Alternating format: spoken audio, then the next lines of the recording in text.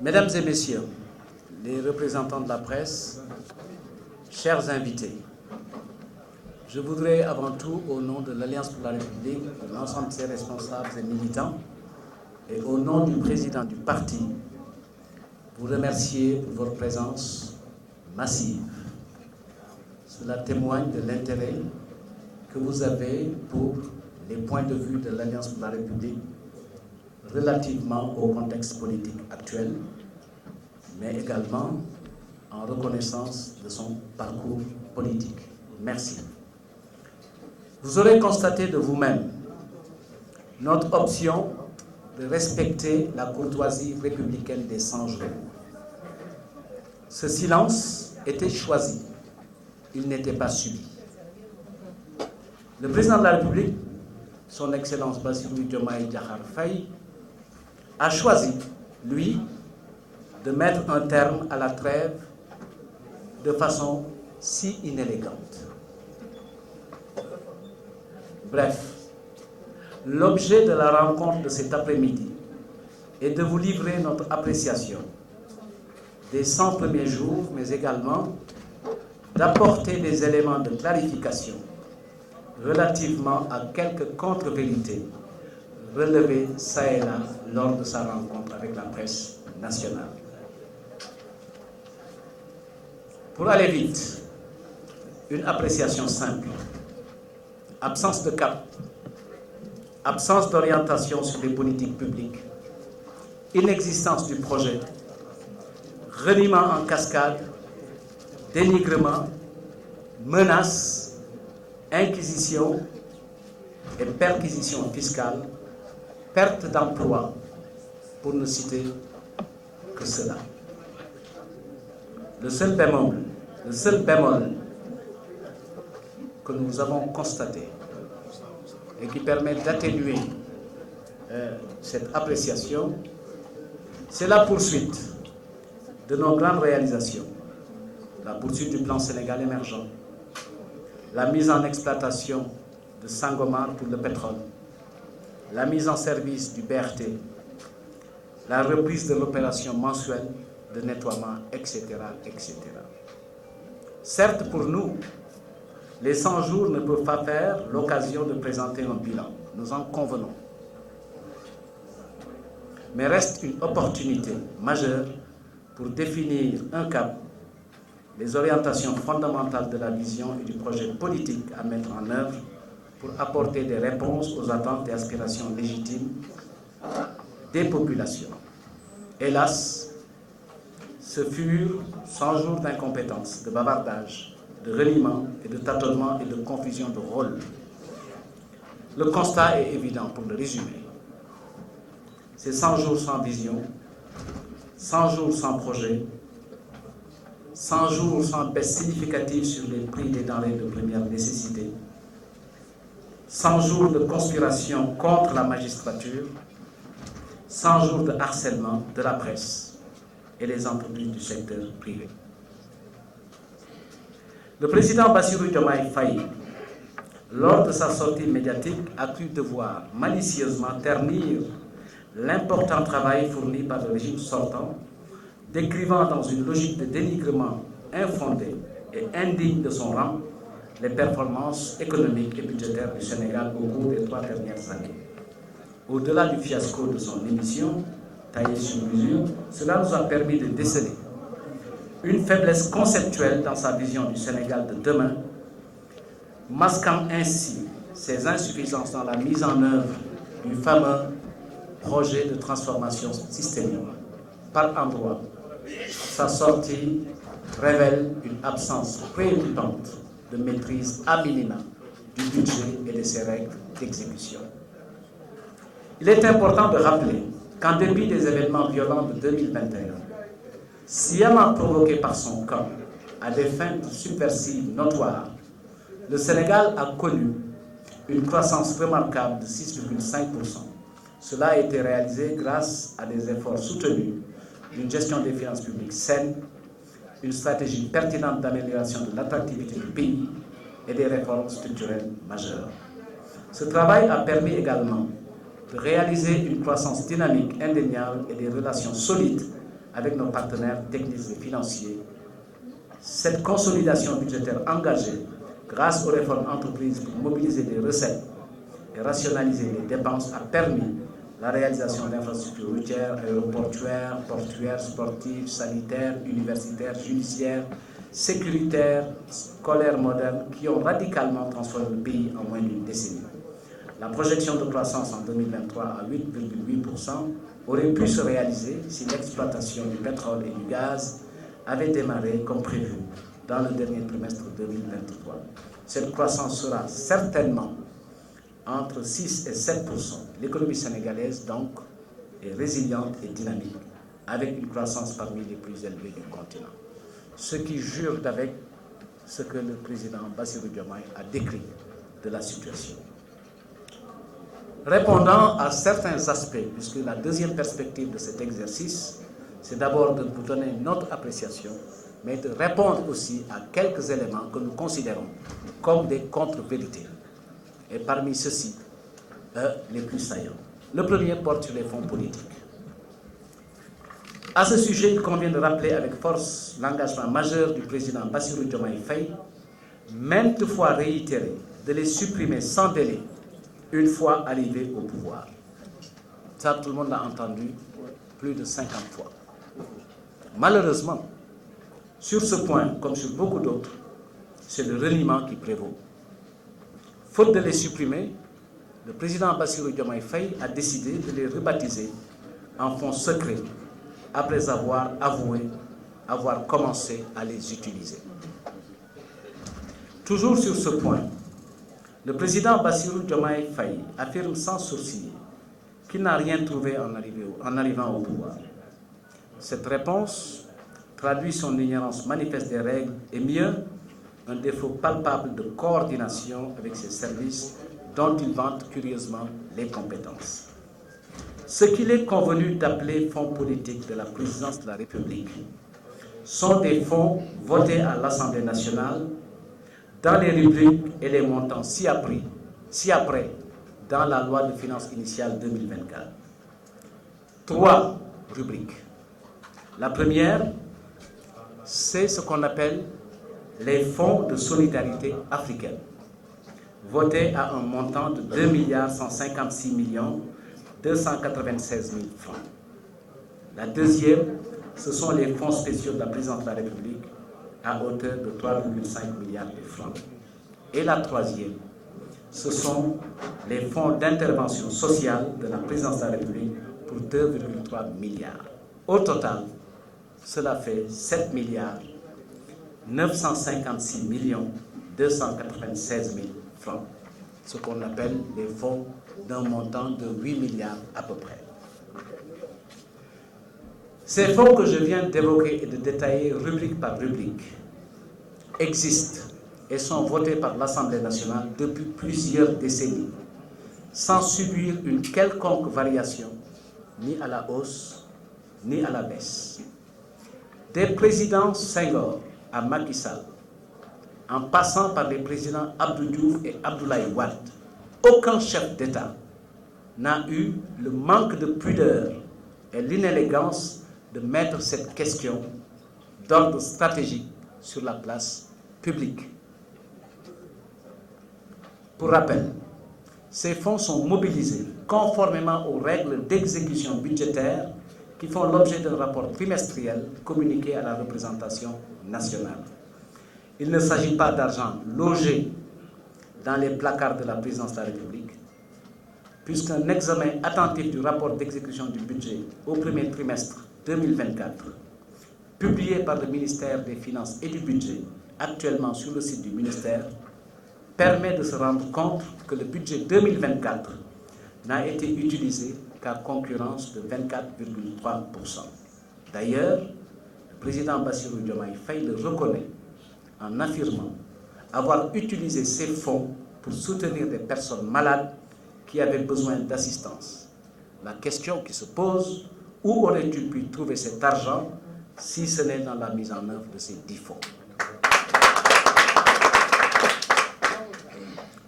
Un deuxième point qui appelle une clarification, ce sont les stocks de sécurité. le président Diomaye a trouvé un pays bien approvisionné, avec une réserve sécuritaire et un permis de faire fonctionner le Sénégal naturellement et normalement. L'affabulation sur le chargement du navire pétrolier relève de l'hérésie, puisque le président Bassirou Diomaye Faye apprendra que les déchargements de nos commandes pétrolières ont toujours été effectués au rythme des acomptes versés par l'État à ses fournisseurs, ce qui a permis au Sénégal depuis plus d'une décennie de rompre avec les délestages.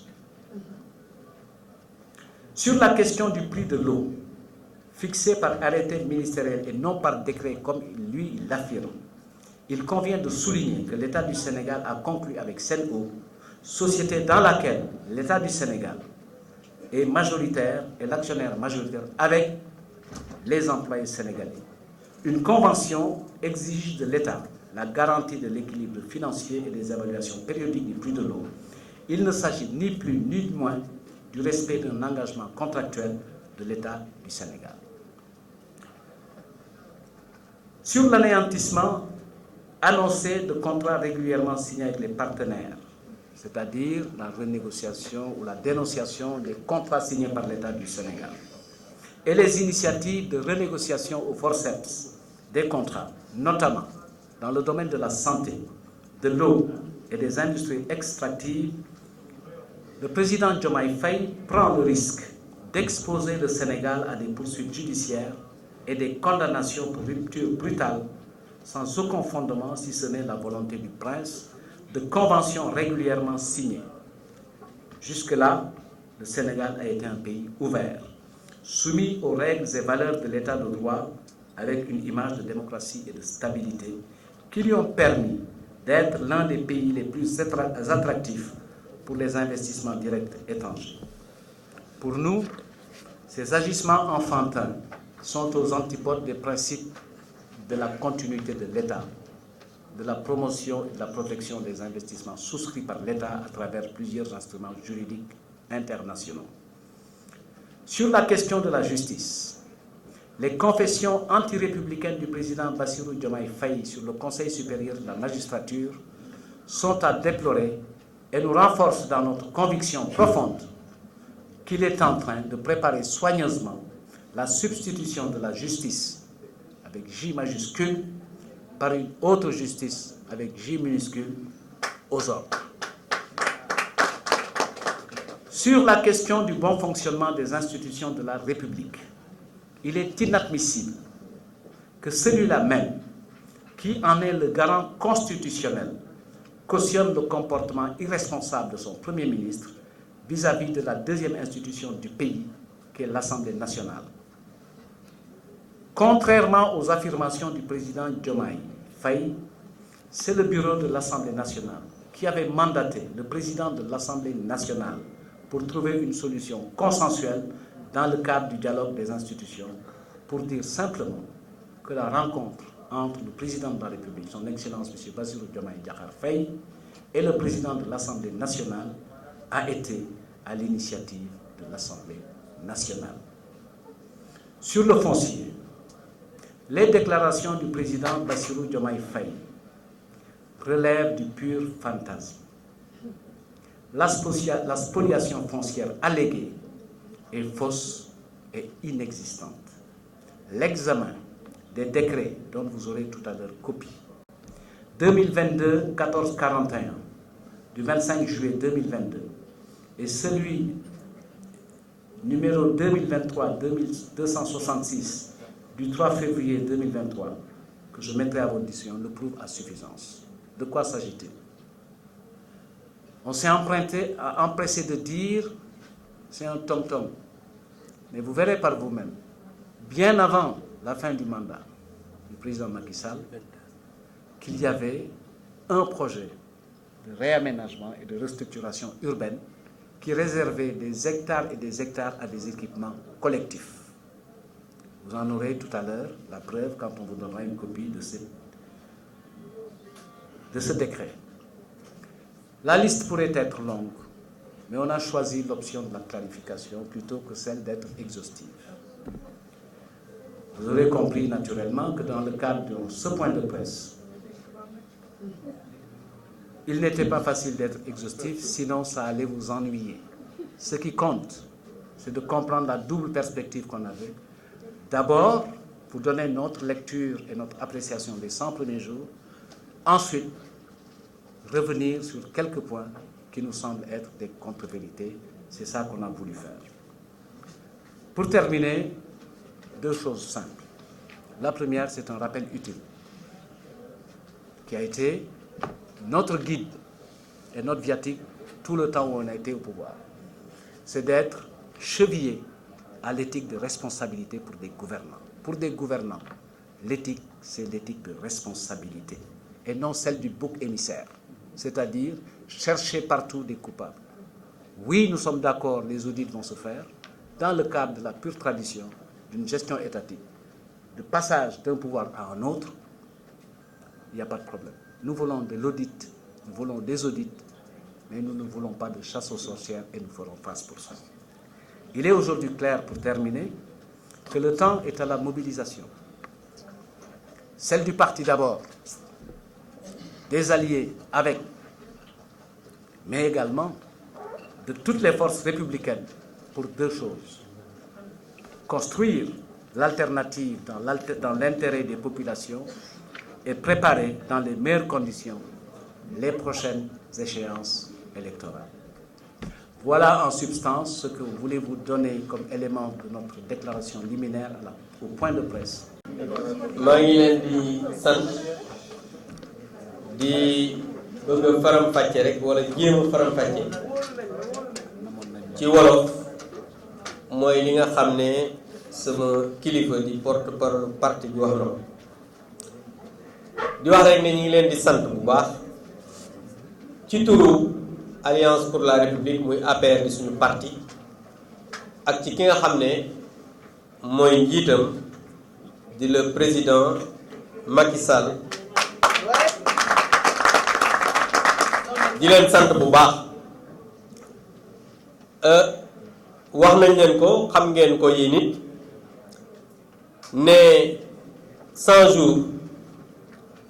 ñun def nañ lépp ci njëkk ak teranga pour bàyyi ñi nga xamante ne ni 54% population bi ñoo leen fal ñu liggéey ci dal waaye nag man maa ngi doog a gëm ne parce que dama daan gis ñu ne Sonko mooy Jomaay Jomaay mooy Sonko waaye man barki démb laa gëm ne dëgg-dëgg Jomaay mooy Sonko Sonkoy Jomaay ci wax ju bari ñàkk a dal ak wax loo xamante ne nii loo wax génn ci pour wax rek ne président de la République moom moo choisir dal boobu ñu nekk woon gentleman boobu nga xamante ni amoon nañ ko te duñu tax nag ñun ñu bañ koo amati ñu bàyyi ko ndax gémmiñ su waxul dëgg wax leneen lu dul dëgg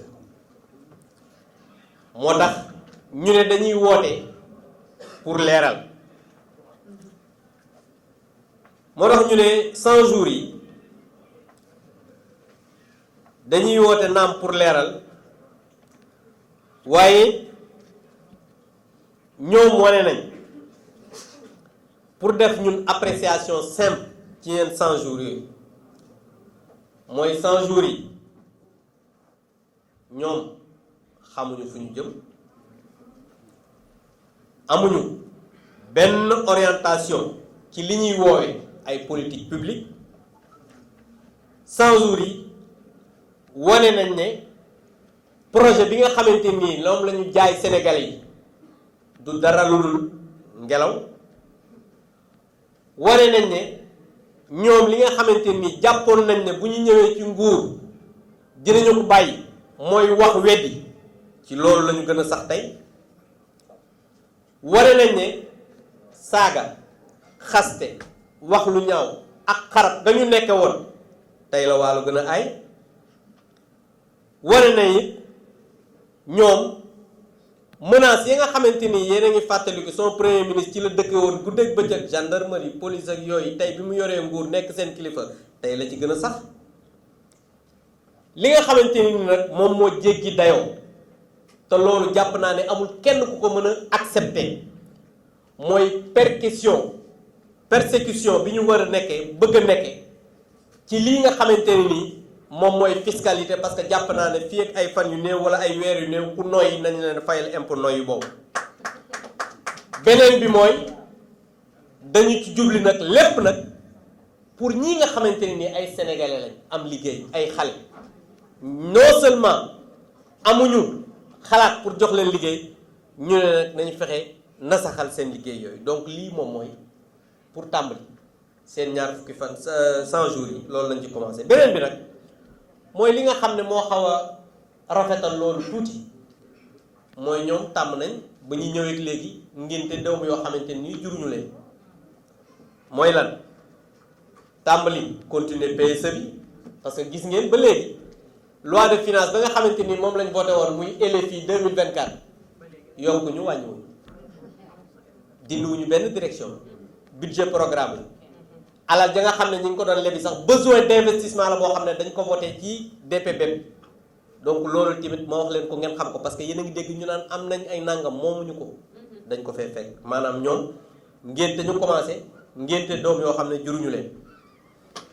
beneen bi mooy continuer toujours ci ngénte doom yi jurul continuer la mise en exploitation de Sangomar mooy pétrole bi ndax gis ngeen moom mi nga xam ne mooy le président Diomaye ngeen gis ko mu sol tenue dem dugg biir Sangomar te li gënoon a rafet mooy mu ne président de la république bi nga xam ne muy Macky Sall moo fi nekkoon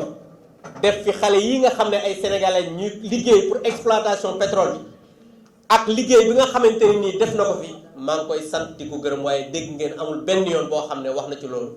te loolu gis nga ne ñu ngi koy continuer waaye nag ñun bañ koy def réew mi taxoon donc ñu ngi ciy sant di gërëm. beneen bi mooy mise en service du BRT gis ngeen bi ñu ñëwee li ñu njëkk a inauguré moom mooy xool rek doom yi nga xamante ni bàyyi woon nañ leen te ñuy doom yu baax nag ñu ne nañ leen ngénte mooy mise en service du BRT. yéen a ngi dégg ñu def ngandam tole ci li ñuy woowee mooy set setal bi yéen bu leen fàtte ne dañ doon wax ne premier samedi de chaque mois ñoom ñu ne chaque mois loolu lu ci soppeeku donc loolu it baax na ñu koy leeral di wax rek ne 100 jours yi waxuñu mën nañ ci présenter bilan mais opportunité la pour que ki nga xam ne moom la ñuy jox réew te yow nga ne da ngaa am programme mooy projet bi ñuy wax da nga xamante ni ba léegi génnagul moom la ñuy wër nga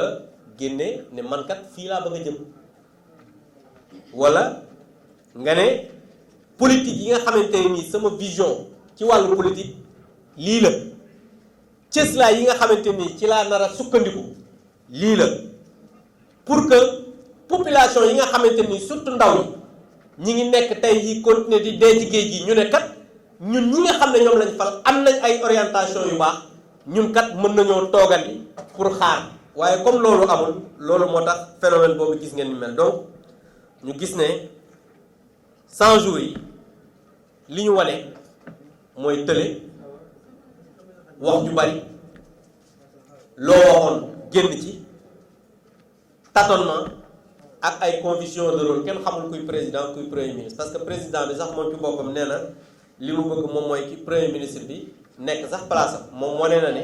moom amul matu pour nekk président loolu yéen ñëpp yéen a ko déggandoo yéen sénégalais yi je pense que loolu gis nañ ko beneen bi mooy li ñu mën a xool mooy 100 jours yi 100 jours la yoo xamante ni amul vision 100 jours bu amul projet 100 jours boo xam ne liñ doon xaar ci wàññi njëg yi kenn gisu ko 100 jours yoo xamante ne nii dañu dëkk di continuer di ñoñoxal li nga xamante nii moom mooy magistrat yi 100 jours yoo xamante ne nii dañuy harceler la ñuy wane la ñuy woowee presse bi ak li nga xamante nii moom mooy entreprise yi yu secteur privé yi donc loolu mën nañu wax ne 100 jours yi mën nañ ko tënk ci loolu. président Bassirou Diomaye Faye nag ci sortiem bii mu génn yéen a ngi dégg mu bëgg a ñaawal parce que jàpp naa ne li gënoon a jekk rafet mooy soo amee koo xam ne danga ko wuutu sénégalais yi fal la à 54% ak lu topp li gën a dal mooy nga bañ a yëkkati yenn wax yu ñaaw yi surtout nag bu dee koo xam ne dafa transformer structurellement réew mi muy le président Macky Sall moom ñu gis ne dafa nekk ci logique bu xaste boo xamante ni nii ak tilimal li nga xamante ni nii moom mooy performance yi nga xam ne moom la ñu def sur le plan économique ak budgétaire ci ñetti at yi ñu weesu te loolu jàpp naa ne c'est pas le rôle d'un président de la République président de la République da ngay jël de la hauteur waaye bu loolu lépp passé ñoom comme dañu tàmbali xam ne ci lajju la ñu jëm mu gis ne ci vision bu fekkee ne dafa bëgg a làq li nga xamante ni nii mooy incompétence am ak ñàkk gis-gisam ci li nga xamante ni nii parce que bu fekkee ne yow da nga jaay projet boo xamante ni kenn gisu ko tey ba léegi sa premier ministre mënul def déclaration politique générale yow ngay ñëw à son secours def conférence de presse li nga gën a mën rek moom mooy xaste wax lu ñaaw ak jéem a yàq deru ñi nga xamante ni ñoom ñoo fi jóge waaye loolu baax na ñu rappeler événement 2021 yi malgré bi muy am bu leen fàtte ne Sénégal amoon na benn taux de croissance bu 6,5% malgré ñu jóge woon ci Covid jóge woon ci jafe-jafe yooyu ba pare guerre Ukraine bi am mais loolu nag ay réalisation yoo xam ne la il fallait nga am gouvernement bu am résilience ak koo xamante ni nii dafay rafetal yorinu finance publique yi maanaam li ñuy woowee alalu réew mi ba pare am benn stratégie boo xamante ni nii li ñuy woowee attractivité du pays maanaam ñuy mën a ñëw ci dëkk bi di fi investir ba pare nag boole ko benn ay réformes yoo xamante ni nii yu xóot a xóot sur le plan structurel liggéey boobu nag suñu mënee am croissance bu dynamique bu mel noonu am ay relation yu solide ak ñi nga xamante ni ñooy suñu partenaires yi ba tey jii ñi nga xamante ni ñoo wutu président Macky Sall ak gouvernement am mën a continuer di bénéficier de la confiance de nos partenaires loolu jàpp naa ne su fekkoon ne amoo réew moo xam ne dafa am cëslaay yu dëgër amoo njiit koo xamante ni dafa am un leadership bu fort am ay ministre yoo xamante ni nii dañoo am xarañte boo xamante ni nii dañu koy wane saa su ne jàpp naa ne loolu doo ko mën a am te loolu nag moo waral ñoo am ay réalisation yoo xamante ni nii ci ay infrastructure routière loolu jàpp naa ne ci wàllu tali amul dara loo xamante nii mën nañ ko wax président Macky Sall ak nguuram ci wàllu aéroportière loolu jàpp naa ne benn aéroport bi fi nga xamante ni moom moo àggal woon président non seulement moo ko àggale te région yi nga xamante ni ñoo nekk ci biir Sénégal yu ci bari tey am nañ ay aéroport yu bees portière port de Daxonga je pense que ki nga xam ne moo ko doon liggéey sax sama ginnaaw nii am na lu ci nekk ak yeneen yoo xamante ni nii mooy décongestion port bii nga xamante ni tey mooy portu Dakar ay infrastructures sportives parce que tey suñu demee bañ naan dañuy abal yeneen dëkk ñu ñëw fii mën a fi recevoir ay équipe jàpp naa ne loolu c'est parce que le président réalisé na lu am solo ay infrastructures sanitaires parce que jàpp naa ne ay hôpitaux moom président de la république li mu ci tabax ci yu bees boo demee hôpital bu Touba ma nga fa boo demee Kaffrine tey ma nga fa boo demee Kédougou tey mi ngi fa ak ay hôpitaux yoo xamante ni tey réfectionné nañ ko ba nga xamante ni plateau médical ba yokku na université nag moom waxaalu moom réew boo xamante ni benn université wala ñaar la amoon tey région yépp mën nañ ne seen doom yi dañuy am bac toog ci seen dëkk mën faa jàng loolu président Macky Sall la ak régime. Sur le plan judiciaire aussi mu am ay infrastructures yu am solo. Sur le plan sécuritaire comme président Macky Sall ni mu ko daan waxee nee na tant que je suis à la tête de ce pays kenn du déstabiliser ce pays parce que sur le plan sécuritaire am na ay lu bari loo xam ne def na ko. wàllu scolaire aussi moderne jàpp naa ne loolu bu ñu toogoon fii di ko wax du ñu fi jóg jàpp naa ne kon mën naa ne décennie yii ñu passé le président de la République Macky Sall ak gouvernement transformé nañ bu baax li nga xamante ni mooy Sénégal. projection bi nga xam ne amoon na ci croissance en 2023 8,8 la et je pense que loolu réalisation bi nga xamante ne nii moom laa ñëw léegi yi ma wax léegi buñ ci defoon tey exploitation pétrole bi bu tàmbali woon avant je pense que tey on aurait atteint 8,8 moom moo doonoon projection yi. l'économie sénégalaise mën nañu wax ne non seulement am na ndëgërlaay am cëslaay waaye yor bi nga xam ne yoroon nañ ko baax na li ci des nag damay ñëw nag ci li nga xamante ne nii mooy li ñuy woowee ay fonds politique dama bëgg a rappeler ne président Bassirou Diomaye Faye te loolu nag dama ko koy fàttali di ko wax ne na ci ñëwaat parce que moom comme ni ma ko waxee moom wax génn ca rek la mën moom moo ne woon yéen dégg ngeen ko waa presse premier ministre am wax ko ñu ne fonds politique yi ñuy woowee ay fonds spéciaux waxuñu sax dañ koy changer mais dañu ne dafa xaraam da koy supprimer loolu mooy li nga xamante ni moom la ñu waxoon bu ñu ñëwee pouvoir waaye nag gis nañ ne comme ci leneen lépp parce que ñoom lu ñu wax wet dégg ngeen appel à candidature poste ñu ne certain man gisatuma sax bu ci parce que poste yi jeex na benn moo ci des mooy bi may sa mayekoor yor xaw ak keneen li des lépp joxe nañu ko donc appel à candidature moom bu ñu koy joxee jaaxal na ma ñu ne nag moom nee na fonds spéciaux yi nee na waxatul xaraam na de nee na waxatul du ko dindi de nee na waxatul bon na de mais nee na da koy ngénte waat tuddee ko fonds secret di leen wax ne encore nee na waxul da koy wàññi de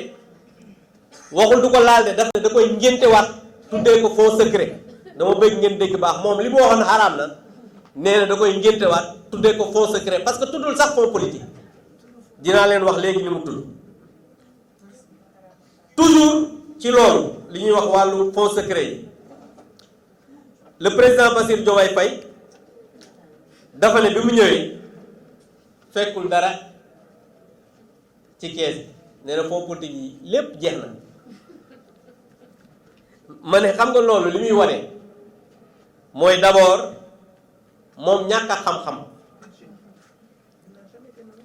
wax dëgg yàlla parce que man dama am sax gàcce parce que man nee na moom inspecteur des impôts te inspecteur des impôts xam na nu ñuy mais man dama jaaxle mu ne bi mu ñëwee non seulement fekk fa dara loolu li muy wane rek mooy xamul exactement nan non seulement nan la lan mooy budget mais aussi manque de coordination ci ay services am mais bu leen fàtte ne aussi ñoom ils sont pas de bonne foi donc loolu bu leen ko fàtte toujours di wax toujours ci fonds politique yi présidence de la république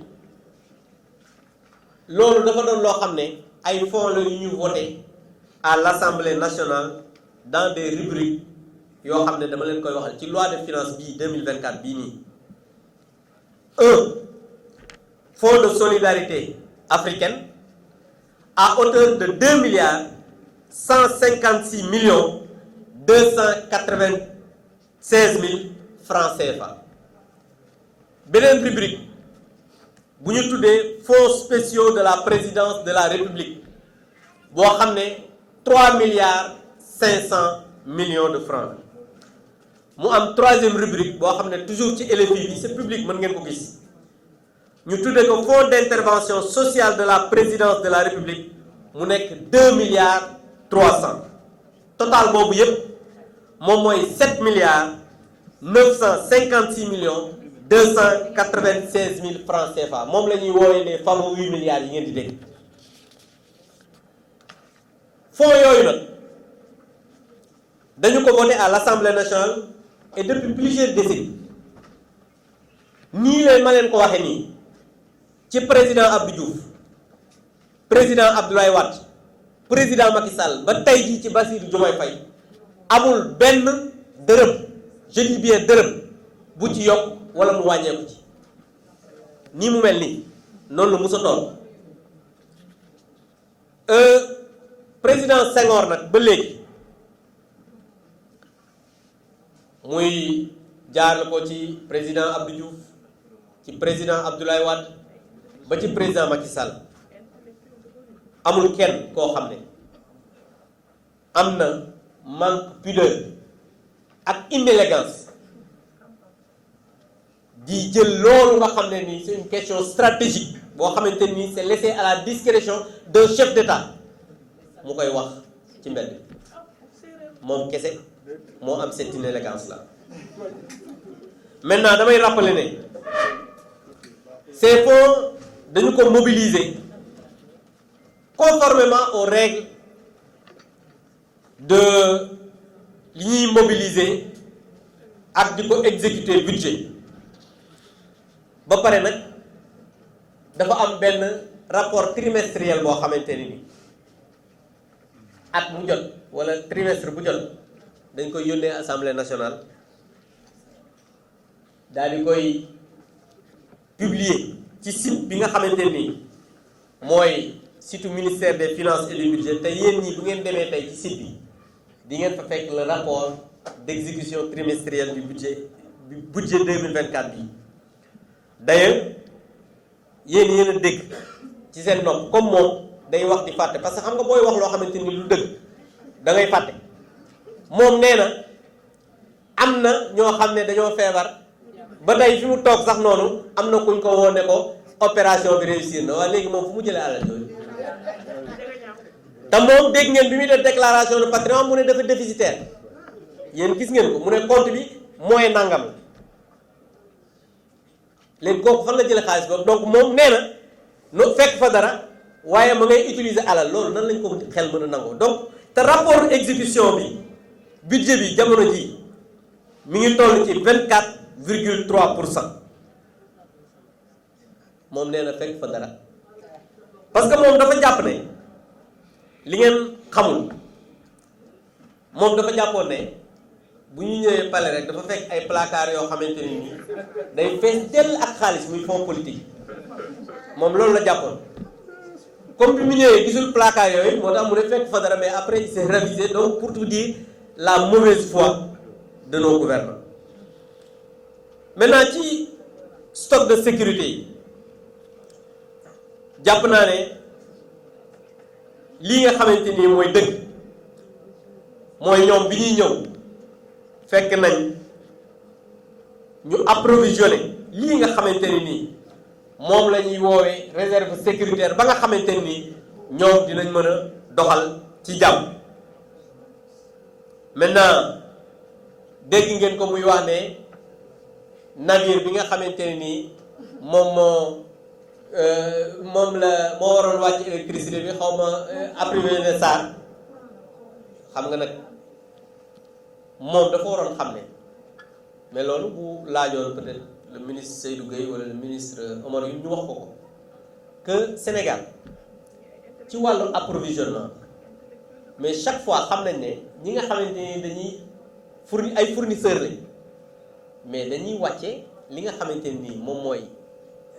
li ñu soxla ñun mais buñ leen di fay au fur et à mesure et loolu moo tax ñuy wax ay mobilisation ressources yi ministre des finances ak le ministre de l'énergie nga xamante ni en tout temps ñi ngi jokkoo pour que à tout moment ñuy wax ne échéance bii fii la toll pour que non seulement ñu am réserve sécuritaire mais dañuy fay au fur et à mesure fournisseur donc moom loolu nekk na loo xamante ni moom xamu ko woon. beneen bi mooy ci wàllu ndox mi dégg ngoon ko mu ne bi ma ñëwee pour vous montrer que comme ni ma leen wax Sonko koy Diomaye Sonko mu ne fekk na prédécesseur maanaam le président Macky Sall signé décret le 29 pour yokk ndox mi xamul ne sax ndox mi arrêté interministériel mooy fixer prix ngeen defe ne lii dëgg la ngeen defe ne kii nii lañ ko war a bàyyi ngeen defe ne sénégalais yi waruñu nag seetaat bu baax li nga xamante ni moo nekk ci bopp réew ngeen dégg encore tâtonnement bi nga xamante ni moom la ñu tëkkee guddeeg bëccëg et je dis bien damay wax tâtonnement mais dama ciy boole mauvaise foi bi ñu àndal. Le premier ministre avait dit mu ne bi ñuy defar ambulants yi yëgul circulaire bi nga xamante ni ministre de l'intérieur bind na ko président yëpp te su ngeen déggee premier ministre moom chaque fois bu wax lu dëgg danaan bërki dem chaque jour bu ngeen seetloo regarde leen vaar yi chaque jour su naree wax lu dul dëgg danaan gis nga bërki dem parce que da ne bërki dem président Diomaye wax na bërki dem Diomaye keroog bi muy wax bërki dem bu ñuy wax lu dul dëgg rek bërki dem lañu wax.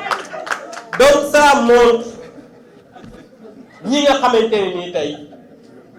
ñoo nekk ci bopp réew ci tâtonnement bu ñu nekkee mauvaise foi bu ñu am wax lu dul dëgg manque d'orientation jéem a continuer li nga xamante nii moom mooy le vent qu'ils ont vendu aux Sénégalais muy le projet qui n'existe pas parce que bu ngeen seetloo ñi nga xamante nii ñoom lañu jël dans le gouvernement ñu ci bari xamuñu leen dañoo dem jëli leen pour que rapidement ñu mën a fexe am un programme parce que amuñu ko woon loolu la ñu waxoon Sénégalais yi et je pense que Sénégalais yi war nañu comprendre loolu. maintenant li nga xamante nii nag mooy année contrat yi nga xamante ni wax nañ ko ne dañ koy renégocier xam nga dama bëgg ngeen fàttaliku ne renégocier contrat du lu bees fii ci réew bu leen fàtte ne président Macky Sall bi mu ñëwee autoroute à péage dafa teg ci yoon ànd ak gouvernement ñu jël les voies et moyens juridiques dem xool la nga xamante ni moom la leen yoon may ñu renégocier li nga xam ne mooy contrat bi ba Sénégal gagné mais ñoom li ñu nar a def mooy ay rupture unilatérale de contrat et su boobaa Sénégal ci tribunaux yi nga xamante ni mooy sur le plan international mënuñu leen a bana daan ci yenn loolu nag ñàkk xam-xam ak tâtonnement mënu ko weesu li nga xamante ni moom mooy ci wàllu justice ku ne gis na ne parce que balaa ma ci yegg yéen a ngi fàttaliku bi ñuy def fii conseil interministériel wax ci waxu engrais yi parce que mi ngi wax ne moom wàññi na engrais bi déwén dina gën a wàññeeku moom wàññiwul dara blé bi sur le plan international dafa baissé de 22%. ñoom ku ñu yem muy benn 30% ñoom ku ñu yem muy benn beneen mooy dama leen bëggoon wax ne ñoom ñi ngi ne ñoom ñoo yokk engrais bi ak alal ji ci dem gis nga alal ji ñuy utiliser ci campagne agricole bi bu leen fàtte ne dañ ko wote ci LFI bi 2024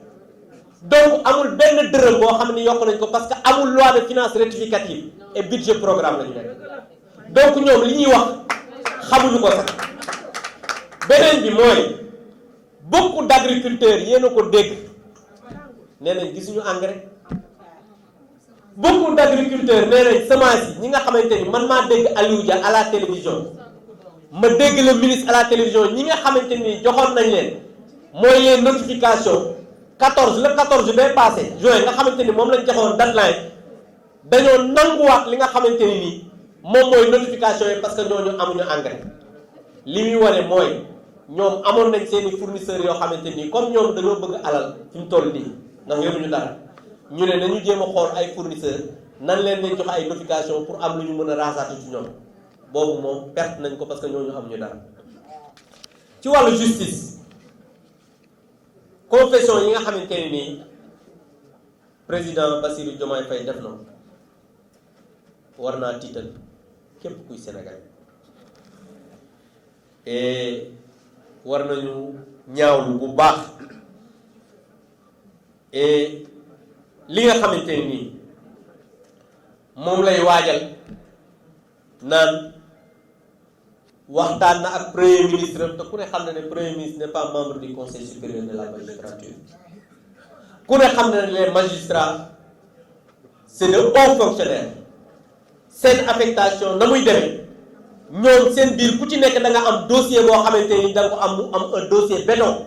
ñu koy waxtaane ci conseil supérieur de la magistrature donc léegi moom li nga xamante ni moom la ñu nar parce que tàmbali nañ di menacer nit ñi di wax naka su dul noonu mooy jéem a fexe wut ñoom seen justice boo xam ne moom la ñuy remplacer ak la justice bi nga xamante ni mooy justice bi nga xam ne c'est rendu au nom du peuple sénégalais jàpp naa ne loolu ku dul Sénégal war nga ko ñaaw parce que du loo xamante ni war nañ ko rafetlu en tant que des démocrates. Maintenant sur la question du bon fonctionnement des institutions sànq le porte-parole wax na ko c'est inadmissible te loolu kenn mënu ko nam un président de la République bi nga xam ne mooy garant du bon fonctionnement des institutions maanaam le président moom moo war a fexe institution yi nga xamante ni ñoo ŋànk réew muy l'exécutif le législatif le judiciaire ñu mën a doxin boo xamante ne ni dafay am harmonie maanaam du am benn sooxe waaye ñu gis président de la république mu toog ci kanamu sénégalais yi di encourager kii nga xamante ni mooy premier ministre ci wax ju ñaaw ju mu yëkkati te yéen ñépp ngeen dégg ko teg ko ci kaw assemblée nationale ndax ñun ñépp ñoo dégg président Bassirou Diomaye Faye di wax ne jury populaire boobu nga xam ne ci la naroon a dem son premier ministre suñu fa defee sélection mën nañu am 165 yoo xamante ni sax ñooy gën a xarañ loolu c'est manquer de respect au Sénégal c'est manquer de respect aux institutions de la République et je pense que loolu lu ñuy ñaawlu la moom Bassirou Diomaye le président toujours ci assemblée nationale dégg ngeen ko mu toog daal di ngand ne man kat journaliste bi comme dañuy préparer seeni question mu wax ko ne ko moom nan la def ci affaire assemblée nationale te ku ne xam na ne ba affaire assemblée nationale bi kenn dégg mu ne moom moo jël décision pour lijjanti problème bi loolu dëppoowul ak li am président Bassirou Diomaye Faye assemblée nationale bi coow li commencé ak son premier ministre waxu ci bindu ci wootewu ci jëfu ci parce que moom moo wax ne moom moo nekk à l'initiative pour régler problème bi réglé wul dara et je le dis ici bureau assemblée nationale en toute souveraineté te li may wax ni ay député yoo xamante ne nii ci seen groupe lañ bokk ña nga woon ci réunion ba ay dafay en premier bu le président du groupe ak ñeneen ñoo jël la décision wax président de l'Assemblée nationale na nga jël contact parce que nag xam nga ñun dañu xam lan mooy république ñun dañu respecter Sénégal ñun duñu wax ci mbedd mi comme moom premier ministre moom dañu koy defee dañu réunion bureau wax président de l'Assemblée nationale bureau bi jox ko mandat ne ko na jël contact ak le président de la République ce que le président de l'Assemblée nationale a fait qui a été à l'initiative kon bi mu ko woowee wax ko ne ko da ko bëgg a gis parce que mandat bureau assemblée la yor répondre ko ci suba ga répondre ko ci ginnaaw suba après la ko woo ñu toog waxtaan ngeen déggati président mu ne vendredi président Diomaye réunion nañ président de groupe yi ba am nañ accord total loolu du dëgg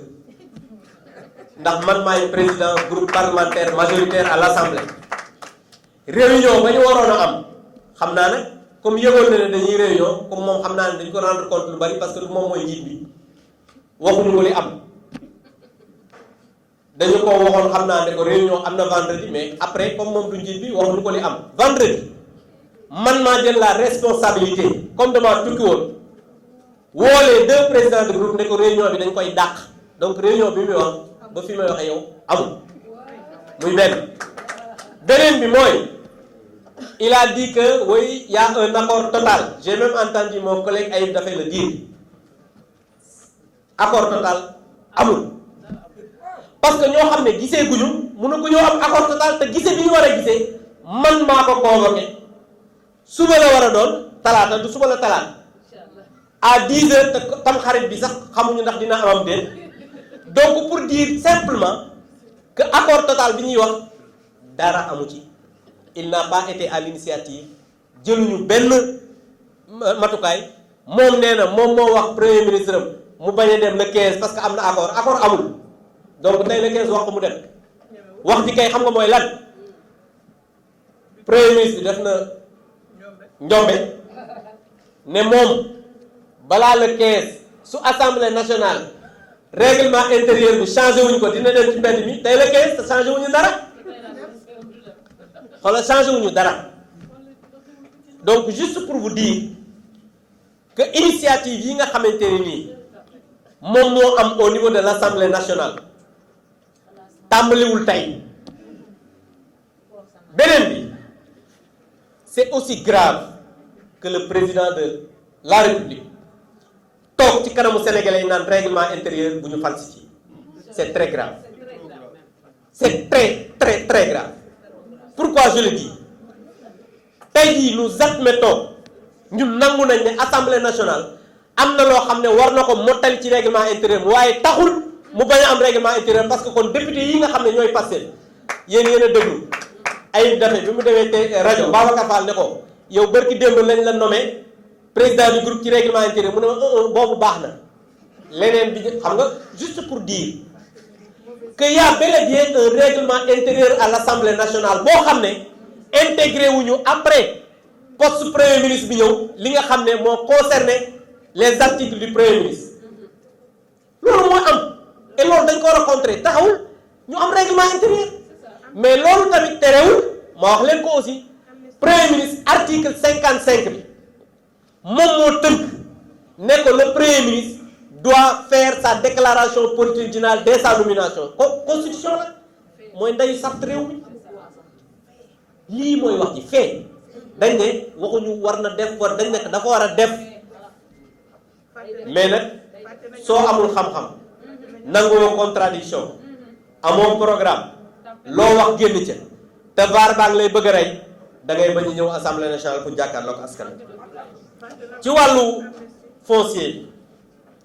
xam nga dégg nañ président Bassirou Diomaye li muy wax dëgg yàlla ci imagination rek la existé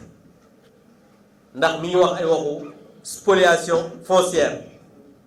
amul tey amul démb xanaa ñoom ñu amal ko suba te gis nga examen décret yi dinañ leen ko jox léegi ngeen gis ko boo xam ne 2022 la décret 2022 14 41 du 25 juillet 2022 xam ngeen loolu yàgg na et celui de 2023 2023 266 du 3 février 2023 yi nga xam ne léegi dina leen ko distribuer pour ngeen xool ne mbuurkat bi ñuy wax décret déclassification yi ak la nga xamante ni nii moom lañ ci prévoir pour ay édifices publics te loolu ëpp na 70 000 fois ci li nga xamante ni mooy ay parcelles yi nga xam ne moom la ñu wax ne moom la ñu war a jox ay sénégalais gendarmerie ay cimetière musulman cimetière catholique stade am na ay groupe gare gros porteur am na gare maanaam di ngeen ko gis léegi lépp loo xam ne sénégalais war na ko soxla ma nga foofu mais yooyu est-ce que mus ngeen koo dégg yéen dafa mel ne dans la conscience des sénégalais dañoo jël mbuurkat rek séddale ko ñun ñii nga xam ne ñoo dëkk Thiès nit ñi nañ leen di wax li ngeen xam ne mooy dëgg te moo am moom suy wax waxu spoliation foncière musu leen koo dégg mu wax ci li nga xamante ni nii ay terrain yu ñuy attribué la te ku ne xam na ne fépp fu ñuy séddalee ay terrain ñiy njëkk am mooy syndicat bi. yéen gisoon ngeen sax bi nga xamante ni jaayoon na ko ministre des finances terrain boobu pourquoi moom waxuñu ak yeneen ak ministre des finances Diomaye bi mu jaayoon ministre des finances gis ngeen ko te booba mooy fi nga xamante ni foofu la ñuy wax ne arrêté nañ ko mooy booru aéroport loolu yàggul bokkul ak yeneen yi nga xamante ni loolu lépp nit ñi ngi koy gis di ko xam donc je pense que nit ñi war nañ dal li ci des daal mooy mën ngeen a nangu ne exercice bi ñuy def mënuñu wax lépp mais c'est juste dañu préférer rek woo indi ay leeral ci loo xamante ni mën na lënt ci xelu sénégalais yi mooy ñu fal la dénk la jàpp naa ne li nga war mooy nga am responsabilité ak mat ak dal te bañ lu génn rek nga bëgg a wut koo xamante ni moom nga koy buux li nga xamante ni nag mooy mujj mooy dañuy engagé di woo képp koo xam ne militant nga ak sympathisant bu Alliance pour la République parce que pour que ñu gën a booloo gën a nekk benn et se préparer pour les échéances futures maanaam élection yi ñëw parce que ce qui est sûr mooy élection dina ñëw te jàpp naa ne jamono bii la ñu war a gën a toog waxtaan booloo nekk benn bokk ndey ak baay pour que élection yi ñëw ñu mën ko gagner maa ngi leen di sant di leen gërëm wasalaam